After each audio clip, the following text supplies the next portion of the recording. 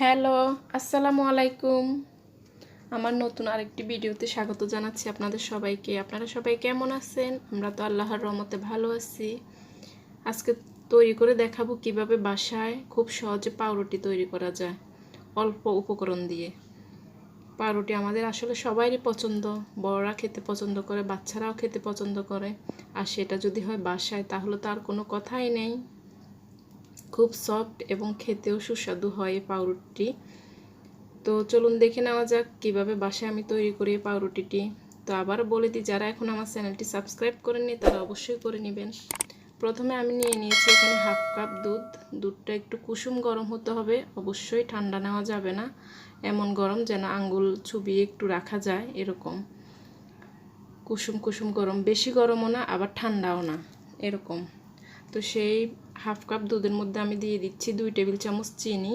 প্রথমে চিনিটা দিতে হবে, তারপরে ইস্ট, তাহলে ইস্টটা খুব তাড়াতাড়ি মিশে যায়, অ্যাক্টিভ হয়। 2 টেবিল চামচ চিনি দেওয়ার পরে দিয়ে দিচ্ছি 1 টেবিল চামচ ইস্ট। ইস্ট যে কোনো সুপার শপে কিনতে পাওয়া যায়, একটু ভালো মানের ইস্ট হলে ভালো হয়, সুন্দরভাবে অ্যাক্টিভ হয়। তো আমি 1 টেবিল চামচ ইস্ট দিয়ে দিলাম।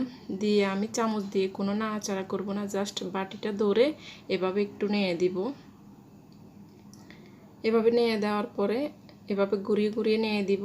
তারপর জাস্ট একটা ঢাকনা দিয়ে রেখে দিব 5 মিনিটের জন্য। ভালো ইস্ট হলে 3 থেকে 4 মিনিটের মধ্যে অ্যাক্টিভ হয়ে যায়। আর যদি 3 থেকে 4 মিনিটের মধ্যে অ্যাক্টিভ না হলে আরও একটু সময় নিয়ে আপনারা রেখে দিবেন ঢাকনা দিয়ে, তখন অ্যাক্টিভ হয়ে যাবে। একটু ভালো মানের ইস্ট হলে ভালো হয় এজন্য। তো আমি ঢাকনা দিয়ে রেখে দিচ্ছি।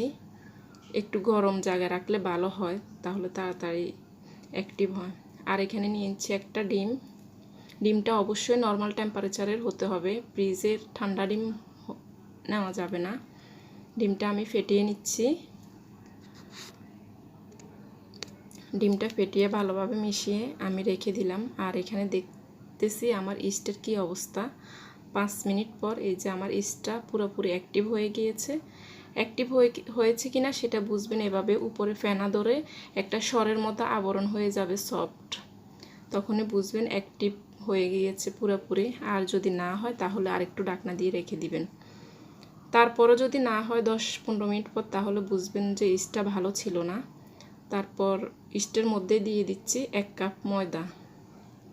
1 কাপ ময়দা দিয়ে তারপর দিয়ে দিচ্ছি 2 টেবিল চামচ সয়াবিন তেল। আপনারা চাইলে এখানে ঘিও ইউজ করতে পারেন। তারপর সবগুলো উপকরণ এভাবে একটা চামচের সাহায্যে আমি মিশিয়ে নিচ্ছি।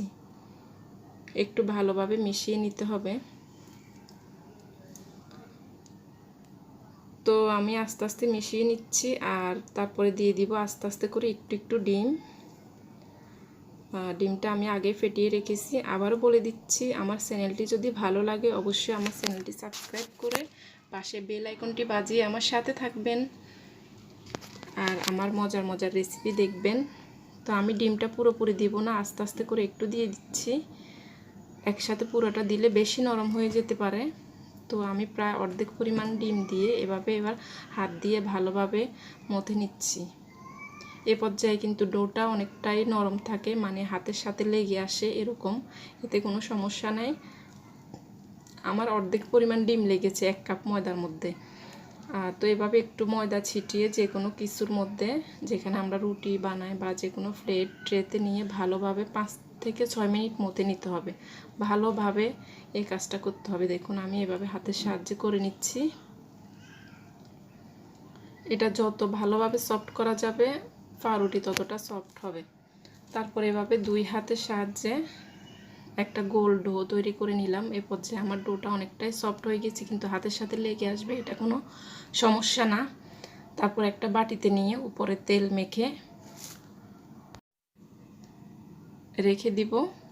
উপরে অবশ্যই তেল মেখে দিতে হবে, না হলে উপরটা ড্রাই হয়ে যাবে, এটা স্কিপ করা যাবে না। তেল মেখে আমি ঢাকনা দিয়ে রেখে দিব প্রায় 1 ঘন্টার জন্য। আমি যখন ঢাকনা দিয়ে রেখেছিলাম, এই যে আমার অর্ধেকটার থেকে একটু কম ডিম থেকে গিয়েছে, পুরোটা ডিম লাগে না, এটা আমার পরে কাজে লাগবে।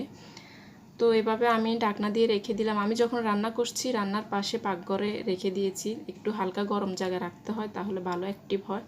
আর এখানে আমি যে পাত্রে পাউরুটিটা বসাবো সেটা রেডি করে নিচ্ছি।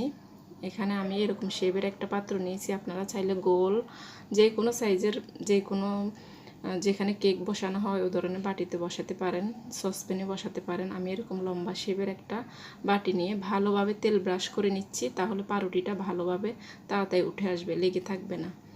তো 1 ঘন্টা পর আসছি, দেখুন আমার ডোটা ফুলে প্রায় 3 গুণ হয়ে গিয়েছে। এভাবে হালকা একটু বাতাস বের করে দিতে হবে, বেশি চাপাচাপি করা যাবে না। হালকা হাতের সাহায্যে বাতাস বের করে দিয়ে এভাবে 2 হাতের সাহায্যে একটা শেপ তৈরি করতে হবে। দেখুন আমি 2 হাতের সাহায্যে উপর থেকে জাস্ট এলোমেলো গুলা নিয়ে নিচের দিকে নিয়ে যাচ্ছি। এটা আসলে দেখে বুঝতে হবে, আমি জাস্ট বলে বোঝাতে পারবো না। উপরে মসৃণ থাকবে আর যে এলোমেলো শেপটা থাকবে ওটা আমি জাস্ট নিচের দিকে নিয়ে যাচ্ছি। এভাবে করে একটা শেপ করে নিচ্ছি। দেখুন আমি বারবার দেখিয়ে দিচ্ছি এটা কিভাবে করছি। এটা আপনারা যে শেপের পাত্রে বসাবেন ওই শেপের একটা সাইজ দিলেই হবে। এভাবে আমি বসিয়ে দিয়েছি বাটিতে পুরোপুরি একদম চেপে চেপে দেওয়া যাবে না, 2 পাশে বা 4 পাশে একটু একটু পাকা থাকবে। তো দিয়ে আমি আবার রেখে দিলাম আধা ঘন্টার জন্য। সেই এরকম হালকা গরম জায়গায় রাখতে হবে। আধা ঘন্টা পর ফিরে আসছি, দেখুন ডোটা আবার ফুলে দ্বিগুণ হয়ে গিয়েছে। এখন আর ডোটা কিছু করার দরকার নাই। এভাবে জাস্ট উপরে একটু ডিম ব্রাশ করে দিব, তাহলে উপরে সুন্দর একটা কালার আসবে। আসলে আমি তো চুলায় বেক করব, উপরে ভালো কালার আসবে না। ওভেনে করলে চারপাশে উপরেও ভালো কালার আসে। তো আমি উপরে যেন ভালো সুন্দর একটা কালার আসে মোটামুটি, সেজন্য উপরে ভালোভাবে 2-3 স্তর দিয়ে ডিম ব্রাশ করে দিচ্ছি। ডিমটা ব্রাশ করলে দেখতেও সুন্দর হয়, খেতেও আলাদা একটা টেস্ট আসে। তো এভাবে ডিম ব্রাশ করা হয়ে গেলে এখন আমি চুলায় চলে যাব। চুলা আমি একটা বড় টাইপের ফ্রাই প্যান নিয়ে ভিতরে একটা স্ট্যান্ড বসিয়ে প্রায় 10 মিনিট হাই হিটে গরম করে নিয়েছি। যখন উপরে হাত দিয়ে দেখবেন এরকম গরম হয়ে গিয়েছে, তখনই পাউরুটির পাত্রটা দিয়ে দিবেন। আমি নিচে কোনো পানি দিই নাই, শুধু একটা স্ট্যান্ড বসিয়ে দিয়েছি। তারপর পাউরুটির পাত্রটা বসিয়ে দিয়ে ঢাকনা দিয়ে দিতে হবে। ঢাকনা দিয়ে তারপর ঢাকনাতে কোনো ছিদ্র থাকলে বন্ধ করে দিতে হবে, যেন ভাপটা বের হয়ে না যায়। তারপর ঢাকনা দিয়ে 5 মিনিট হাই হিটে রাখবো। হাই হিটে রেখে যখন মোটামুটি আরও গরম হয়ে যাবে, সেই পর্যায়ে চুলার আঁচ একদম ডিম করে নিবু করে আমি রেখে দিব প্রায় আধা ঘন্টার মতো। তো আধা ঘন্টা পর প্রায় হয়ে যাবে। সাইজ অনুসারে আর একটু কম বেশি লাগতে পারে সময়, আমারটা হতে আধা ঘন্টা লেগেছিল। আধা ঘন্টা পর দেখুন এরকম কাচের ঢাকনাযুক্ত পাত্র হলে সুবিধা হয়, তাহলে কালারটা বোঝা যায়। চারপাশে আমার অলরেডি সুন্দর একটা কালার চলে আসছে। কালার দেখেই বোঝা যাচ্ছে যে আমার পাউরুটি অলরেডি হয়ে গিয়েছে। এই যে দেখুন চারপাশে কালার চলে আসছে। এরপর যে আমি চুলাটা অফ করে দিয়েছি আর পাউরুটিটা নেমে নিয়েছি। তারপর গরম অবস্থার উপর আমি একটু ঘি ব্রাশ করে নিচ্ছি। আপনারা চাইলে বাটারও দিতে পারেন, এতে করে সুন্দর একটা ফ্লেভার আসবে, খেতেও টেস্ট হবে, আলাদা একটা টেস্ট আসবে। এরপর যে আমি রেখে দিব ঠান্ডা হওয়ার জন্য। গরম অবস্থায় এটাকে উঠাতে যাবেন না। তো আমার প্রায় 20 মিনিট পর মোটামুটি ঠান্ডা হয়ে গিয়েছে। এখন আমি এটাকে বের করে নিব। পাশে একটা ছুরির সাহায্যে, এত বেশি করতে হবে না, এটা এমনিতে উঠে আসবে, কারণ ভিতরে আমি অনেকটাই তেল দিয়ে দিয়েছি। এই যে দেখুন আলাদা হয়ে আসছে। তারপর একটু উপর করলে হাতে চলে আসবে। দেখুন কত সুন্দর একটা কালার চলে আসছে। আমার পাউরুটি রেডি, অনেক সফট হয়েছে। তো আমি এখন আপনাদেরকে কেটে দেখাবো। নিশ্চয়ই দেখতে ইচ্ছা করতেছে ভিতরে কেমন হয়েছে। আমরা প্রায় বানিয়ে খেয়ে দেখি অনেক মজা।